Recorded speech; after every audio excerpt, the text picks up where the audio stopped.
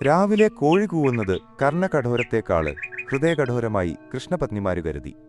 കാരണം കൃഷ്ണന് കോഴിയുടെ ശബ്ദം കേട്ടാലുണർന്ന് ദിനചര്യകൾ ആരംഭിക്കും. ഭഗവാന്റെ ഓരോ ദിവസവും ചിട്ടയായി നീങ്ങി. പ്രഭാതകൃത്യങ്ങളും ജപധ്യാനാദികളും ദാനയജ്ഞാദികളും കഴിഞ്ഞ് കുടുംബാംഗങ്ങളുടെ ക്ഷേമകാര്യങ്ങൾ അന്വേഷിക്കും. അത് കഴിഞ്ഞാലുടന് പ്രജാക്ഷേമവും ഭക്തരുടെ ക്ഷേമവുമാണ്. അതിനായി ഉദ്ധവരെയും സാത്വികിയെയും കൂട്ടി സഭാഗൃഹത്തിലെത്തും. ഒരു ദിവസം ചർച്ചാവേളയില് ജരാസന്ധ ബന്ധനത്തിൽ കഴിയുന്ന രാജാക്കന്മാരുടെ ഒരു ദൂതന് ഭഗവാനെ കാണാനെത്തി. ജരാസന്ധനെ വധിച്ച് തങ്ങളെ മോചിപ്പിക്കണം എന്നായിരുന്നു അവരുടെ ആവശ്യം. 10,000 ഗജവീരന്മാരുടെ കരുത്തുള്ളവനാണ് ജരാസന്ധന്. കൂടാതെ വരബലത്തിന്റെ പുറംപകിട്ടുമുണ്ട്. ഏതായാലും ദൂതന്റെ ആഗ്രഹം സാധിപ്പിക്കണം എന്നുതന്നെയായിരുന്നു കൃഷ്ണന്റെ ഉദ്ദേശ്യം. ദൂതനുമായി ചർച്ച പുരോഗമിക്കുന്നതിനിടയിലാണ് നാരദർ സഭയിലെത്തിയത്. നാരദര് വെറുതെ ഒരിടത്ത് വരില്ല. എന്തെങ്കിലും ഈശ്വരീയ കാര്യത്തിനു വേണ്ടിയാണ് നാരദർ വരിക. ഭഗവാൻ എഴുന്നേറ്റു ചെന്ന് നാരദരെ സ്വീകരിച്ചു ആനയിച്ചു. യാത്രയുടെ ഉദ്ദേശ്യം അന്വേഷിച്ചു. നാരദർ പറഞ്ഞു, അങ്ങേക്കറിയാത്തതായി യാതൊന്നും എനിക്ക് ബോധിപ്പിക്കാനില്ല. എങ്കിലും അവിടുത്തെ മനുഷ്യനാട്യം അനുസരിച്ച് പറയാം. കുന്തിപുത്രന് ധർമ്മജന് രാജസൂയയാഗം നടത്താനാഗ്രഹിക്കുന്നു. അതില് അങ്ങയുടെ സാന്നിധ്യവും അനുഗ്രഹവും വേണമെന്ന് പാണ്ഡവന്മാര് ആഗ്രഹിക്കുന്നു. രാജാക്കന്മാരുടെ ദൂതനറിയിച്ച കാര്യവും നാരദറിയിച്ച കാര്യവും തുല്യ പ്രാധാന്യമുള്ളതാണ്. ഏതിന് പ്രഥമ ഗണന നൽകണം എന്നറിയുന്നില്ല. ഭഗവാന് തന്റെ മന്ത്രി പുങ്കവനായ ഉദ്ധവരെ വിളിച്ചു കാര്യം അവതരിപ്പിച്ചു. ഉദ്ധവരെ പറഞ്ഞു, അങ്ങയുടെ ഉദ്ദേശ്യം പോലെ രണ്ടും ഒന്നിച്ചു നിർവഹിക്കുക. ഭഗവാന് തന്നോടുള്ള സ്നേഹം കൊണ്ടാണ് അഭിപ്രായം ചോദിക്കുന്നതെന്ന് ഉദ്ധവർക്കറിയാം. അടുത്ത ദിവസം തന്നെ ഭീമസേനനും അർജുനനും കൃഷ്ണനും കൂടി രാജസൂയത്തിനായി ജരാസന്ധനെ ജയിക്കാന് നിശ്ചയിച്ചു യാത്രയായി. ജരാസന്ധന് വരബലം കൊണ്ട് വജ്രതുല്യ ശരീരബലമുള്ളവനാണ്. ഭീമസേനന് മാത്രമേ അവനെ നിഗ്രഹിക്കാനാവൂ. നേരിട്ടു യുദ്ധത്തില് ജയിക്കലും അശുഭമായിരിക്കും. കാരണം ജരാസന്ധന്റെ സൈന്യം അതിവിപുലമാണ്. രണ്ടു ഭാഗത്തും ചേർന്ന് 100 അക്ഷൗഹിണി പടയുദ്ധത്തില് നശിക്കും. അതു രാജസൂയ യാഗത്തിന്റെ പ്രൗഢി കുറയ്ക്കും. സൈന്യവുമായി ഏറ്റുമുട്ടല് ഒഴിവാക്കി ദ്വന്ദ്വയുദ്ധമുറ തിരഞ്ഞെടുക്കാനാണ് അവർ നിശ്ചയിച്ചത്. മൂവരും ബ്രാഹ്മണ വേഷത്തില് ജരാസന്ധനെ കണ്ടു. ജരാസന്ധന് ആചാരമര്യാദ പ്രകാരം തന്നെ അവരെ സ്വീകരിച്ചു. അവന് വന്ന കാര്യം പറഞ്ഞു. ഞങ്ങള് ആഗ്രഹിക്കുന്ന ഭിക്ഷ തരാമെന്നു വാക്കുതരണം. ബ്രാഹ്മണരുടെ കൈകളില് ഞാണ് തഴമ്പു കണ്ട ജരാസന്ധന് അവര് പ്രച്ഛന്നവേഷം ധരിച്ചതാണെന്നു തിരിച്ചറിഞ്ഞു. എങ്കിലും അവരോട് പറഞ്ഞു, എന്റെ ശിരസ്സു വേണമെന്ന് പറഞ്ഞാലും നിങ്ങൾക്കുവേണ്ടി തരാന് ഒരു ഒരുക്കമാണ്.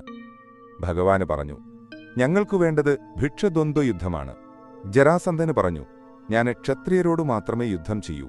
അർജുനനെ കണ്ടു പറഞ്ഞു, ഇവന് ക്ഷത്രിയ ലക്ഷണമുണ്ട്. പക്ഷെ ഇവനെ എനിക്ക് ഇര പോരാ.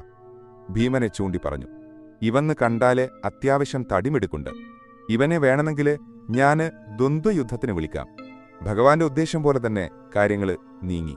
ഭീമസേനനും ജരാസന്ധനും തമ്മിലിടഞ്ഞു. ഗദായുദ്ധം ആരംഭിച്ചു. ആ യുദ്ധങ്ങള് തമ്മിലിടഞ്ഞപ്പോൾ മേഘഗർജനം മുഴങ്ങി. ഭൂമി കുലുങ്ങി.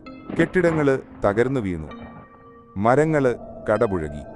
ഗദ ജരാസന്ധന്റെ ശരീരത്തിലേറ്റപ്പോൾ ഗദ പൊടിഞ്ഞു പൊടിതുല്യമായി. ആർക്കും ജയപരാജയങ്ങള് പ്രവചിക്കാന് വയ്യാതായി.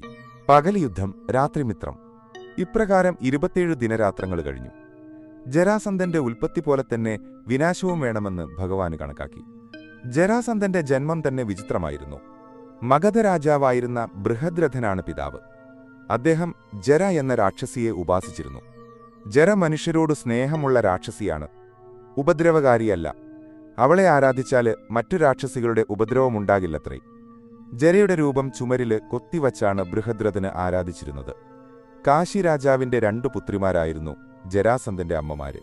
ഇതെങ്ങനെ രണ്ടമ്മമാര് എന്ന് സംശയം തോന്നിയില്ലേ? പറയാം. ബൃഹദ്രഥന് പുത്രന്മാരില്ലാതെ വളരെ കാലം ദുഃഖിച്ചു കഴിഞ്ഞു. ഒടുവില് ഗൗതമപുത്രനായ ചണ്ഡകൗശികന് സഹായിച്ചു. അദ്ദേഹം മന്ത്രം ജപിച്ച ഒരു മാമ്പഴം ബൃഹദ്രഥനെ ഏൽപ്പിച്ചു പറഞ്ഞു, ഇതു രാജപത്നിക്കു നൽകൂ, പുത്രനുണ്ടാകും. 2 പത്നിമാരുള്ള വിവരം മുനിയെ ധരിപ്പിച്ചിരുന്നില്ല. എന്തായാലും ബൃഹദ്രഥന് കരുതി, പങ്കിട്ടു 2 പത്നിമാർക്കും നൽകാം, 2 പുത്രന്മാരുണ്ടാകട്ടെ. എന്നാൽ ഭാര്യമാര് പ്രസവിച്ചപ്പോൾ ഒരു കുഞ്ഞിന്റെ ഇടതുവലതുമായി 2 ഭാഗങ്ങളായിട്ടായിരുന്നു. അതിനാൽ രണ്ടും ചാപിള്ളയായി കിടന്നു. രാജ്ഞിമാരതിനെ കളയാന് തുനിഞ്ഞു. ജരസഹായത്തിനെത്തി കുട്ടിയുടെ 2 ഭാഗങ്ങൾ കൂട്ടിച്ചേർത്തു. കുഞ്ഞ് ജീവിക്കുകയും ചെയ്തു. അങ്ങനെയാണ് അവന് ജരാസന്ധൻ എന്ന പേര് വന്നത്. ഈ കാര്യം കൃഷ്ണന് അറിയാമായിരുന്നു. ജരാസന്ധന്റെ ശരീരഭാഗങ്ങള് വജ്രതുല്യമാണെന്നും ആയുധങ്ങള് ആ ശരീരത്തില് തട്ടിയാല് പൊടിഞ്ഞുപോകുമെന്നും അറിഞ്ഞിരുന്നു. അതിനാല് അടുത്ത ദിവസം യുദ്ധവേളയില് ഭഗവാന് ഭീമന് കാൺകെ ഒരു ഇല വലിച്ചു കീറി ദൂരെ കളഞ്ഞു. അതിന്റെ പൊരുള് ഭീമന് മനസ്സിലാക്കുകയും ചെയ്തു. യുദ്ധത്തില് സ്വൽപ്പം ക്ഷീണിതനായ ഭീമന് പെട്ടെന്ന് ഉന്മേഷവാനും വർദ്ധിത ബലവാനുമായിട്ട് കാണുന്നു. ഭഗവാന് തന്റെ ചൈതന്യം ഭീമനില് ആവാഹിച്ചതായിരുന്നു അതിന്റെ രഹസ്യം. ഭീമന്റെ വർദ്ധിത പരാക്രമത്തിനു മുന്നില് ജരാസന്ധന് ചേമ്പിൻതണ്ടുപോലെ ദുർബലനായിത്തീർന്നു. ജരാസന്ധന്റെ ഒരു പാദം ഇടതുകാലുകൊണ്ട് ചവിട്ടിപ്പിടിച്ചു, മറ്റേ കാല് പിടിച്ചു വലിച്ചു. ജന്മസമയത്തെപ്പോലെ ജരാസന്ധന് നടുകെ പിളർന്ന് രണ്ടു ഭാഗമായി. രണ്ടു പകുതികളും രണ്ടു ഭാഗത്തേക്കാക്കി തൂക്കിയെറിയപ്പെട്ടു. അതോടെ ജരാസന്ധന് ഭീമഛേദിതനായി കാലപുരിയിലെത്തി.